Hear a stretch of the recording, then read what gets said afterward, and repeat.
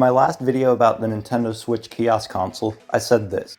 Off topic, but that direct was pretty strange to say the least. Like, how do we live in a world where these two things are becoming one? And some of you seem pretty interested in my Virtual Boy. So, let's talk about it. Nintendo recently announced Virtual Boy games to be released on the Switch 2, which kinda confused everyone ever, because if you've heard anyone talk about the Virtual Boy before, they will have probably told you how it is a miserable thing to play on.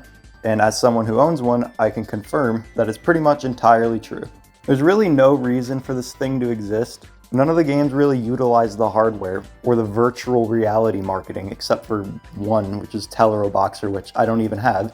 So I don't really have a reason to play this. This thing came out in 1995 and didn't even crack 1 million hardware sales. This is one of those cases where playing the games is legitimately better on an emulator compared to actual hardware. Not that any of the games are particularly great anyways. I'd say the best one is probably Virtual Boy Wario Land, which really doesn't even need to be a Virtual Boy game. So here's the original box, and it even has to tell you on the front that it's going to give you headaches and eye strain. Pretty sure every single Virtual Boy in North America came packed with Mario Tennis. Oh wait, I mean Mario's Tennis. And the Japanese one didn't include any games. And Europe just straight up didn't get the console at all. I gotta say, the box does look very cool, and that's probably the best part of this console. So here we have the headset, if you can even call it that, because there's no way to attach it to your head.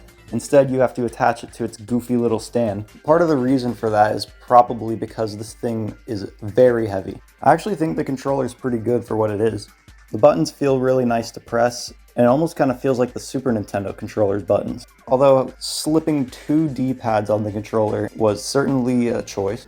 Also packaged in here, we have an offer for 6 AA batteries on a piece of cardboard. I also think it's worth noting that nowadays, this thing costs more than a brand new Switch 2.